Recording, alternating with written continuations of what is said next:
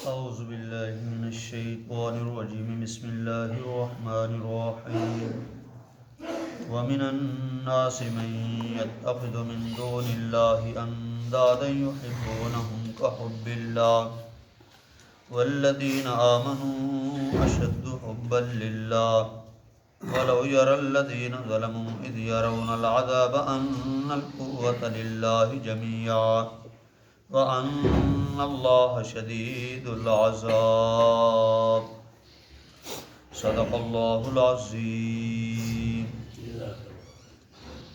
وَمِنَ النَّاسِ مَن يَتَّخِذُ مِن دُونِ اللَّهِ اندادا وَمَنَا اور میں نے سے الناس لوگ من وہ شخص یتخذ بناتا ہے من کا معنی سے دون کا معنی سوائے اندادا یہ ند کی جمع ہے شریک یحبونہم یحبونا محبت کرتے ہیں ہم ان سے کاف تشبیہ کی جیسا کہ حب محبت کرنا والذین اور وہ لوگ آمنو ایمان لائے اشد سب سے زیادہ اشد حبن محبت کرنے والے للہ واسطے اللہ کے واو میں نے اور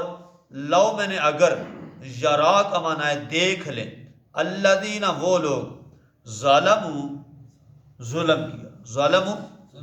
ظلم کیا اذ جب یرونا دیکھیں گے وہ العذاب عذاب انا بے شک القوہ طاقت قوت للہ واسطے اللہ کے جمیعاً سارے کے سارے وانا اور بے شک شدید کا معنی ہے سخت العذاب عذاب معنی دیکھیں وَمِنَ النَّاسِ مَن يَتَّخِذُ مِن دُونِ اللَّهِ اندادا اور لوگوں میں سے کچھ وہ لوگ ہیں جو بناتے ہیں اللہ کے سوا شریک یحبونہم ان سے محبت کرتے ہیں کہ حب اللہ جیسا کہ اللہ سے محبت کرنی چاہیے والذین آمنوا اور وہ لوگ جو ایمان لے آئے اشد حبا للہ وہ سب سے زیادہ محبت کرتے ہیں اللہ کے لیے ولو یری الذین ظلموا اگر تو دیکھ لے ان لوگوں کو جنہوں نے ظلم کیا یعنی شرک کیا اذ یرون العذاب جبکہ وہ دیکھے گا عذاب کو ان القوۃ للہ جمیعا کہ بے شک ساری کی ساری قوتیں طاقتیں اللہ کے لیے ہیں وان اللہ شدید العذاب اور بے شک اللہ کا سخت عذاب دینے والا ہے اس آیت کریمہ کے اندر اللہ کریم نے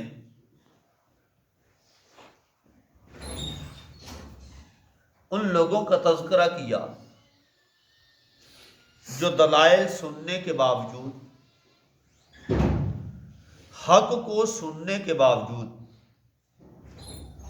پھر بھی اللہ کو چھوڑ کر غیر اللہ سے محبت کرتے اور پھر وہ محبت بھی ایسی جیسا کہ وہ اللہ سے محبت کرنی چاہیے تھی بعض مفسرین نے لکھا ہے کہ انداد ند سے مراد بت ہے کیا بت اب یہ بت کیوں مراد لی چونکہ مشرکین مکہ کا یہ عقیدہ اور نظریہ تھا کہ یہ جو مورتیاں ہیں نا پتھروں کی بنائی یہ خالی مورتیاں نہیں ہیں بلکہ جس کی یہ مورتی بنائی گئی جس کی یہ شکل تصویر بنائی گئی اس کی روح اس میں آ چکی ہے اس کی روح اس میں آ چکی ہے لہذا یہ ہماری باتوں کو سنتے بھی ہیں دیکھتے بھی ہیں اور ہماری مشکل کشائی کر بھی سکتے ہیں اور بعض مفسرین نے لکھا ہے اس سے مراد وہ لوگ کہ جو اللہ سے ہٹا کر کسی اور رستے پہ چلانے والے مشرک پیر مراد ہے، ٹھیک ہے۔ لیکن جمہور مفسرین کہتے ہیں کہ اس آیت کا حکم عام ہے، اس آیت کا معنی عام ہے، ہر ایک کو شامل ہے۔ فرمایا من دون سے مراد کیا ہے؟ اللہ کو چھوڑ کر اس کے علاوہ جو بھی ہے کائنات کے اندر، نبی بھی ہیں، ولی بھی ہیں، بزرگ بھی ہیں، جی شہید بھی ہیں، فرشتے بھی ہیں، جنات بھی ہیں، انسان بھی ہیں، جو کچھ بھی ہے، تو جس کی بھی سور و پکار کی گئی، جس کو بھی پکارا گیا اور جس کو حاجت روائی کے لیے بلایا گیا، تو فرمایا اس سے مراد وہ لوگ مراد ہیں۔ اچھا، وَمِنَ النَّاسِ مَن يَتَّخِذُ مِن دُونِ اللَّهِ، یہ معنی میں نہیں کر رہا، اللہ کا قرآن کرتا ہے۔ آئیے ایک حوالہ دیکھتے ہیں، سورۃ یونس 11واں پارہ 190 صفحہ، چھٹی لائن کے اوپر ہے وَيَعْبُدُونَ مِن دُونِ اللَّهِ، مل گیا جی؟ دیکھیں جی، فرمایا وَيَعْبُدُونَ مِن دُونِ اللَّهِ، اور وہ پکارتے تھے اللہ کے سوا ان کو، لا یضرہم، جو ان کو نقصان نہیں دے سکتے، ولا ینفعہم، اور جو ان کو نفع نہیں دے سکتے، ویقولون، اور وہ کہتے تھے ہؤلاء، یہ لوگ، شفعاؤنا عند اللہ، اللہ کے ہاں ہمارے سفارشی ہیں، اس لیے نہیں ہم ان کی عبادت کر رہے، ان کی سور و پکار کر رہے، ان کے نام کی نظر و نیاز منت منوتیاں اس لیے نہیں دے رہے کہ یہ ہمارے خدا بن گئے، نہیں، بلکہ یہ ہمارے سفارشی ہیں، کہاں؟ عند اللہ، اللہ کے ہاں۔ قل، فرما دیجئے، اتنبئون اللہ، کیا تم اللہ کو خبر دیتے ہو، بما، اس چیز کی، لا یعلم، کہ وہ نہیں جانتا، یعنی اللہ نو نہیں پتا تھا، تو پتا ہے، لا یعلم، نہیں جانتا، فی السماوات ولا فی الارض، آسمان کے اندر کیا ہو رہا ہے، زمین کے اندر کیا ہو رہا ہے، اس کو نہیں پتا، سبحانہ، فرمایا نہیں لوگو، وہ پاک ہے، اس کی طاقت ہے، ہر چیز مغلوب ہے، وہ غالب ہے، سبحانہ وتعالی عما یشرکون، اور وہ برتر ہے اس چیز سے جو تم اس کے شریک بناتے ہو۔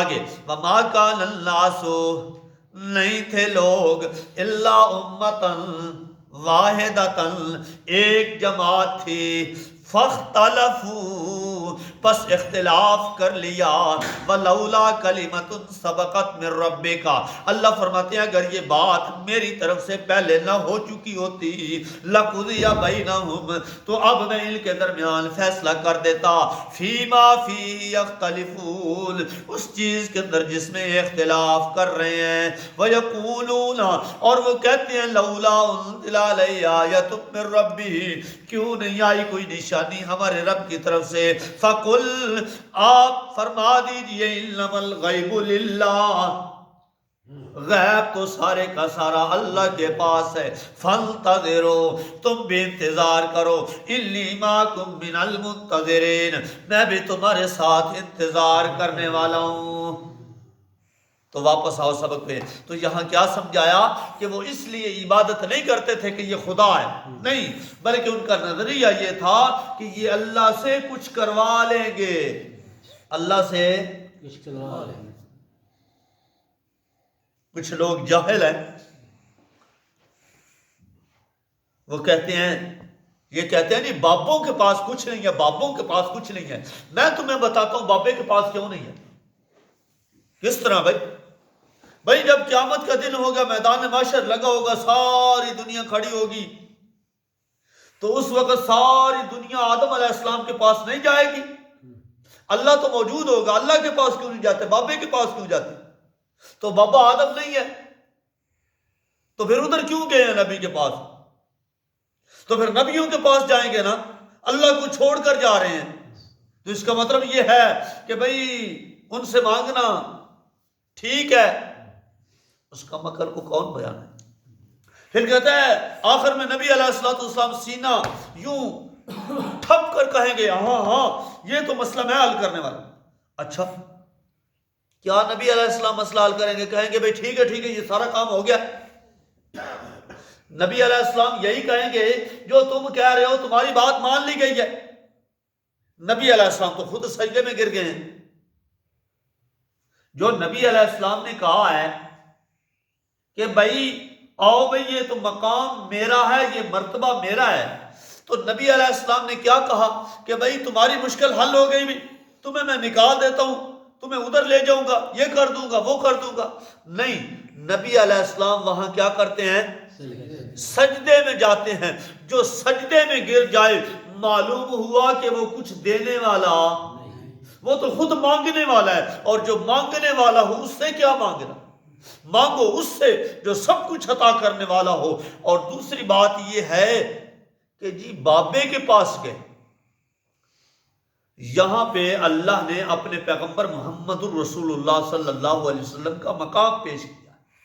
کیا پیش کیا جی؟ مقام پیش کیا۔ اور اللہ نے یہ بات بتا دی کہ سارے نبی بھی اس وقت کہہ رہے ہوں گے یا اللہ مجھے بچا لے، یا اللہ مجھے بچا لے، یا اللہ مجھے بچا لے۔ اور اس مقام پہ نبی پاک صلی اللہ علیہ وسلم کہیں گے ہاں یہ مقام میرا ہے۔ پھر نبی علیہ السلام اللہ کے دربار میں سجدہ ریز ہو جائیں گے۔ اور دوسری بات یہ ہے کہ یہ ہے مقام شفاعت کا۔ کیا مقام ہے جی؟ شفاعت کا مقام۔ کہ مقام وہ شفاعت کا کس کو ملنا ہے؟ وہ سفارشی کون ہے؟ تو وہ تو نبی پاک صلی اللہ علیہ وسلم نے بیان کی ہے۔ اس سے یہ مراد نہیں ہے کہ بابے کے پاس جاؤ وہ تمہیں سارا کچھ دینے والا ہے، پھر تمہیں بھی پیدا کرنے والا بابا ہے، تمہاری آنکھ بنانے والا بابا ہے، تمہیں کان دینے والا بابا ہے، تمہیں زندگی دینے والا بابا ہے، تمہیں روزی دینے والا بابا ہے، تمہیں زندگی دینے والا بابا ہے، تمہیں موت دینے والا بابا ہے، تمہیں روزیاں دینے والا بابا ہے۔ اچھا یہ سارا کچھ بابا کرنے والا ہے، تو پھر بابے کو دینے والا کون ہے؟ بابے کو دینے والا کون ہے؟ جی اللہ۔ تو بابے کو اللہ دینے والا ہے، تمہیں بابا دینے والا ہے، یہ کہاں سے لکھا ہے؟ کہاں قرآن کی آیت ہے؟ کہاں نبی کی حدیث ہے؟ کیسے ڈنگوسلے بیان کرتے ہیں اور لوگوں کو گمراہ کرنے پہ تلے ہوئے۔ کس انداز سے میں اس کی بات سن رہا تھا اور میں حیران ہو گیا کہ کیسے یہ بات کرتے ہیں اور کیسے لگے ہوئے ہیں۔ جی بابے کے پاس نہیں جا رہے، اللہ موجود نہیں ہے تو اللہ کے ہوتے ہوئے بابے کے پاس جا رہے ہیں۔ اس کا مکل کو نہ قرآن پڑھنا آیا نہ کسی نے قرآن پڑھا، شروع سے ہی اس کی پٹڑی خراب کر۔ تو خیر اللہ کریم فرماتے ہیں اندادا ند بنا لیے، یحبونہم کحب اللہ، وہ اللہ سے جیسے محبت کرنی تھی ویسے ان سے محبت کر رہے ہیں۔ بھائی کیا مطلب؟ نا اب چونکہ ٹائم نہیں ہے میں انشاءاللہ تعالیٰ کل اس کا حوالہ بھی دوں گا۔ نا یہ کھیتی کا دو حصے ہیں، ایک اللہ کے لیے ہے اور ایک بابے کا ہے۔ کس کا؟ بابے کا۔ اللہ کے حصے میں میرے پتر خیال کرنا جانور چلا جائے تو خیر، لیکن بابے کے حصے میں جانور نہ جائے۔ اگر بابے کے حصے میں جانور چلا گیا نا تو بابا تیرا سارا کا سارا گھر اجاڑ دے گا۔ اس کا مطلب یہ بابے کا کام یہ ہے، بابا تو اجاڑنے پہ لگا ہوا ہے اور اللہ بسانے کے پہ لگا ہوا ہے۔ تو پھر جانا تو اس کے پاس جائیے جو رحمت کرتا ہو، اس کے پاس کیوں جاتے ہو؟ جو اجاڑ خانہ بنا ہوا ہو، جو خود کباڑ خانہ بنانے والا ہو، تو اس کے پاس کیوں جاتے ہو؟ یہ میں نہیں کہتا، اللہ کا قرآن کہتا ہے وَجَعَلُوا لِلَّهِ مِمَّا ذَرَعَ مِنَ الْحَرْثِ وَالْأَنْعَامِ نَصِيبًا۔ یہ کل انشاءاللہ تعالیٰ اس کے اوپر دلیل دوں گا۔